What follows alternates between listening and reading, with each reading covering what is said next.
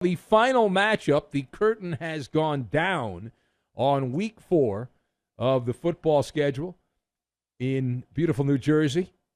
And that's where Pete Carroll and the Seahawks bringing their hippie van to the East Coast for a matchup with the reeling Giants. Life comes at you fast in the NFL when you're a fraud.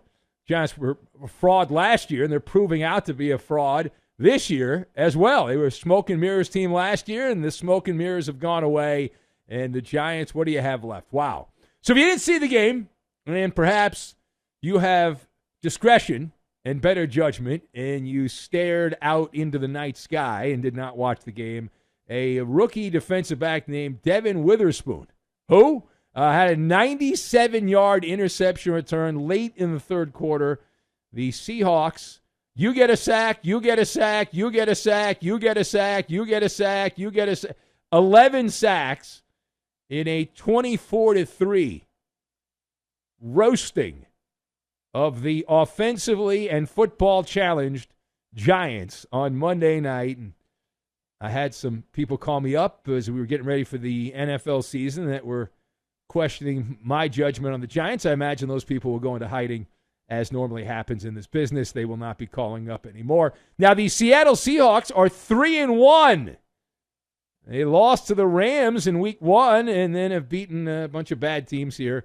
They win their third straight. Giants drop to 1-3 on the year. That is where the story is. Don't bury the lead, my man. The better story is in the losing locker room, so let us discuss. And you start and really stop with the quarterback position. So the question, where does this performance, El Sticko, where does this performance by Daniel Jones leave the Giants? So I've got DNA, court-martialed, and voodoo boogaloo. And we will combine all of these things together, and we are going to make a roast beef sandwich. I think the Giants got turned into roast beef. I think that's what happened. I'm not sure, though. All right, so A, let's start with this. The Giants sinking into a cesspool, and there's no one around. They don't have a life preserver. There's no lifeguard to save them from falling into the abyss. They're sitting at 1-3. They had the fluke come back against a challenged Arizona. Arizona plays hard, but they don't have a lot of talent. And right now the Giants are looking up at the guillotine with their next 2 road dates at Miami, an angry Dolphin team. We know what the Dolphins do against inferior opponents like, for example, the Broncos when they play them early. So that is the matchup ahead, Giants-Dolphins. And after that, they play the Bills.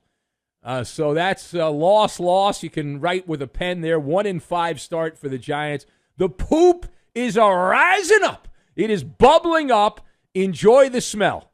And Daniel Jones deserves to get ripped right now, all day, later on, and the day after, and the day after, and the day after. And it's a great litmus test, the 11 sacks. Now, that's a cartoonish number, 11 sacks. But the same thing happens all the time when a quarterback who sucks has a performance like this. The quarterback defenders, the people that go out of their way to brown nose the quarterbacks, will say, well, it's not his fault. This is all the offensive line's fault. It's not Daniel Jones' fault. And to those who feel that way, we laugh at you because you're an idiot, right? Tell me you don't know what you're talking about without telling me you don't know what you're talking about. A few of those sacks, and when I say a few of those sacks were on the fat guys. The vast majority were football negligence by Daniel Jones. Danny Dimes has been in the NFL now for 5 years. And he isn't any better today in the pocket than he was as a rookie. This guy is lacking the DNA of greatness. The genetic code of greatness he does not have. It's flawed for him.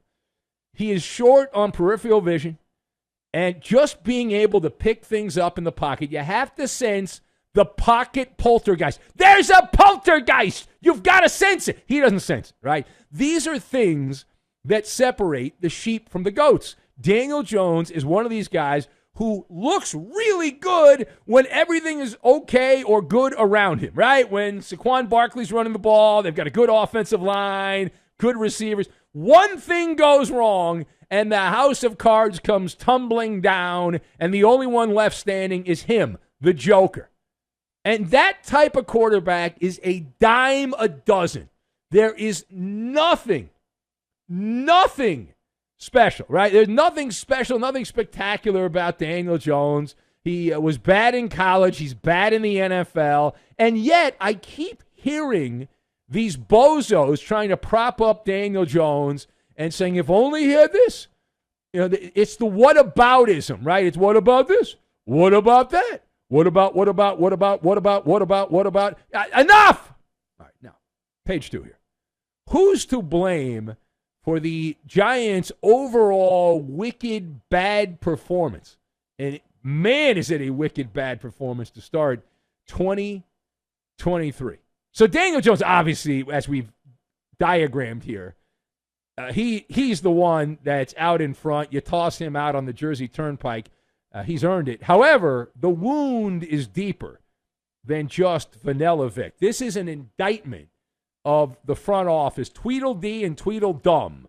Brian Daboll, the rotund head coach, who I think has had to come to Jesus moment watching him on the sidelines like, oh, my God, what have we done?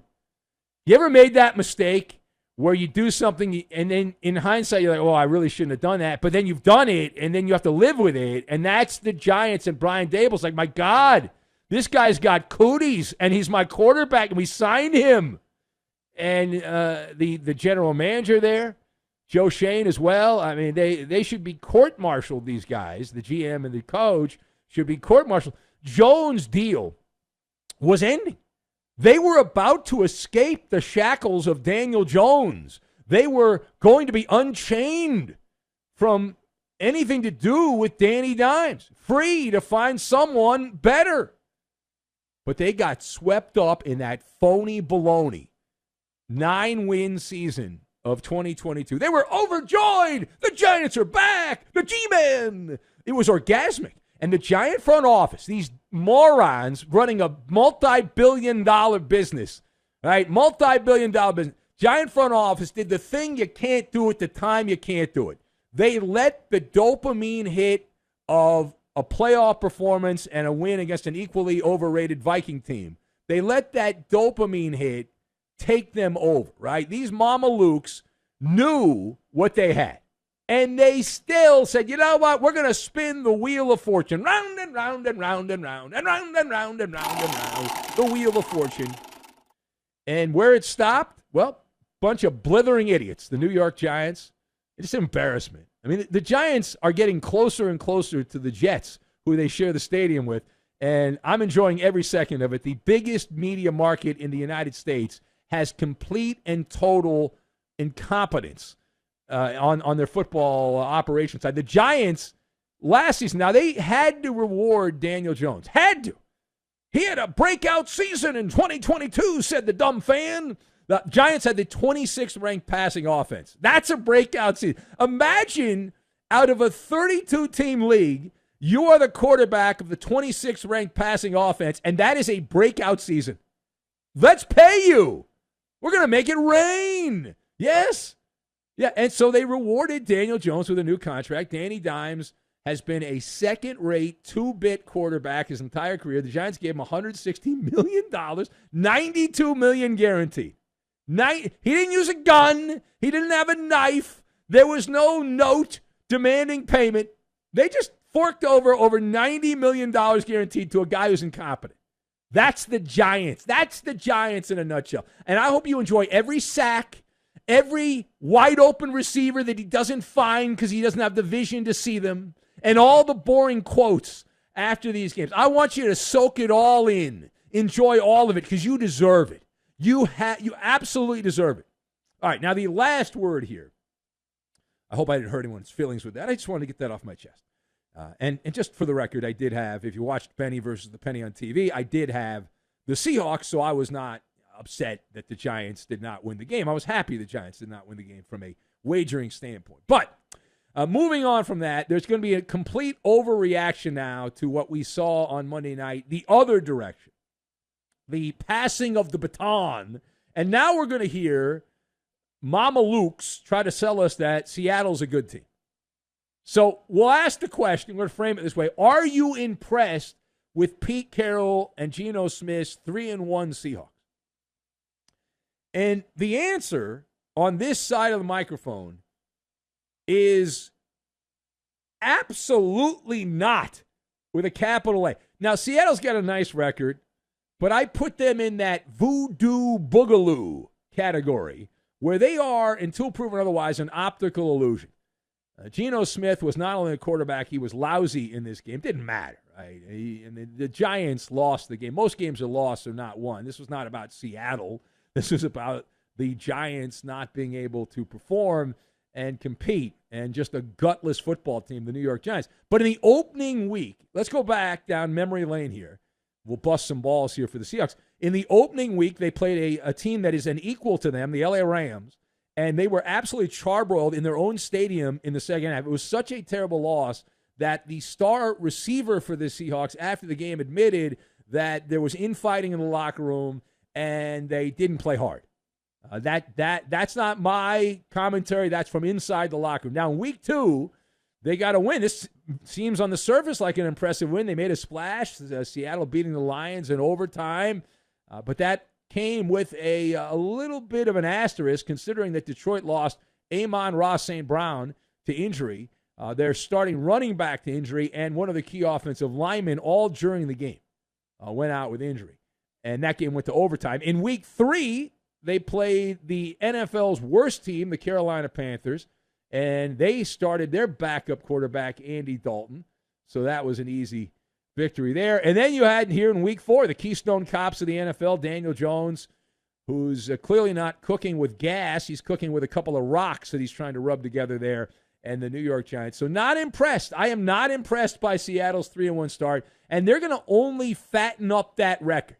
They are going to fatten up that record even more, because if you look at the schedule, it is a hostess schedule, as we like to say in these parts, for the Giants. A lot of sugary treats upcoming. Now, they have the bye, or for the Seahawks, rather, they have the bye. Seattle's got the bye upcoming.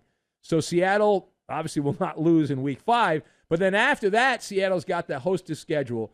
They play the Ding Dongs, Fruit Pie, and Twinkies, better known as a hobbled Joe Burrow and the Bengals. Who knows if Burrow will still be playing by then? If he is, will he be any better? And the talently challenged Arizona Cardinals, followed by the Cleveland Browns.